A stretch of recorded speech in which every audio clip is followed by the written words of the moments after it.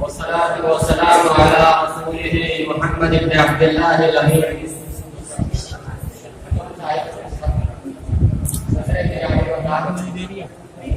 صاحبان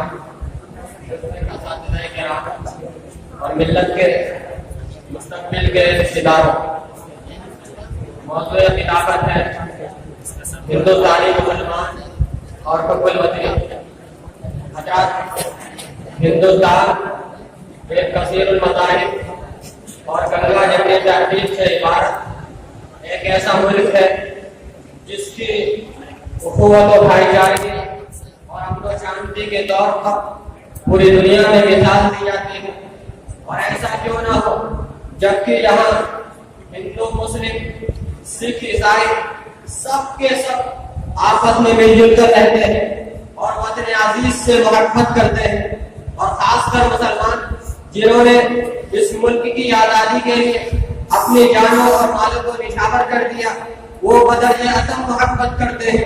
اور کریں گے کیوں نہیں، جبکہ اپنی جائے پیدائش اور وطن سے محبت کرنا ایک فطری شے ہے. اور مسلمانوں کو تو وطن سے محبت کرنا ورثے میں ملا ہوا ہے.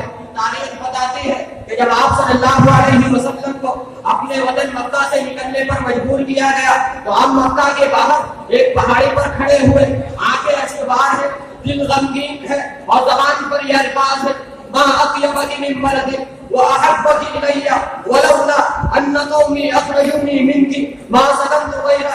لہذا ایک مسلمان اپنے وطن سے محبت کرتا ہے اور وہ کبھی بھی وطن کا غدار نہیں ہو سکتا. لیکن آج شر پسند عناصر مسلمانوں کی حب الوطنی پر شک کرتے ہیں، وقفے وقفے سے پاکستان چلے جانے کے بیانات جاری کرتے ہیں. شاید انہیں معلوم نہیں کہ 16ویں صدی کے آخر میں جب انگریزوں کا مضبوط سایہ اس مٹی پر پڑا اور انہوں نے اس سونے کی چڑیا کہے جانے والے ملک کو کنگال کرنا چاہا، تو اس وقت وہ مسلمان بھی تھے جن کی سب سے پہلے رگیں ہڈیاں چاہی. اور کبھی مرعوب ہم ہوئے نہیں شورے سراسر سے، نہیں کرتے کبھی ہم قوت بازوئے قاتل سے.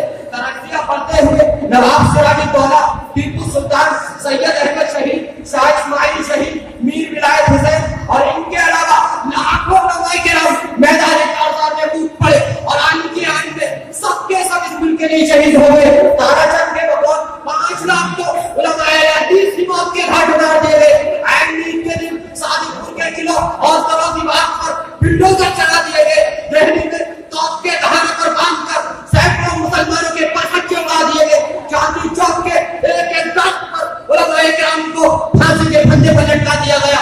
اللہ 1702 عیسوی سے لے کر 1947 عیسوی تک کی پوری تاریخ مسلمانوں کے خون سے لہرزار ہے. لیکن افسوس کہ آج ہماری قربانیوں کو بھلا دیا گیا. گاندھی نامی فلم میں، مسلم مجاہدین آزادی میں مولانا ابوالکلام کلام آزاد کے علاوہ کسی اور کو نہیں دکھایا گیا. اور وہ لوگ جنہوں نے جنگ آزادی کی بھوک تک نہیں پائی، انہیں ہیرو بنا کر پیش کیا گیا. گویا اہل ہند کو اس فلم کے ذریعے یہ باور کرانے کی کوشش کی گئی کہ جنگ آزادی میں مسلمانوں کا حصہ نہیں کے برابر ہے.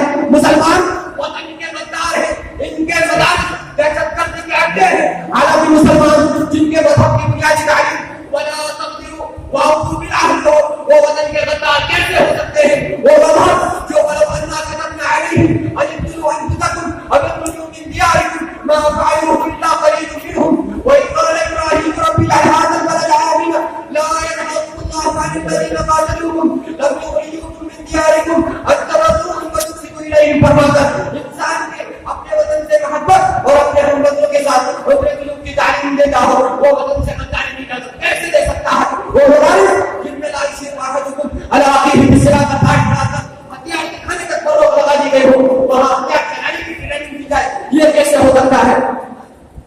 لال قلعہ اڈوانی جی نے کہا تھا کہ مدارس کے اندر دہشت گردی کے عناصر نہیں پائے جاتے.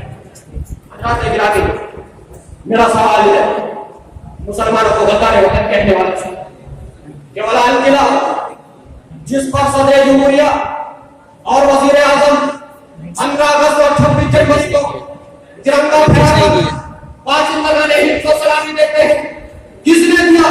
وہ تاج محل جس پر پورا ہندوستان فخر کرتا ہے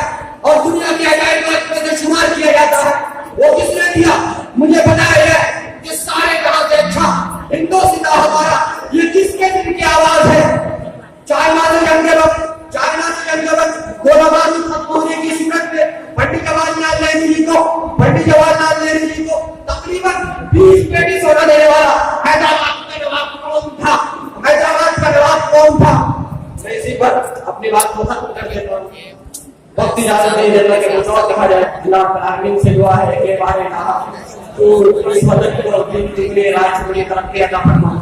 آمین. والسلام علیکم ورحمۃ اللہ وبرکاتہ.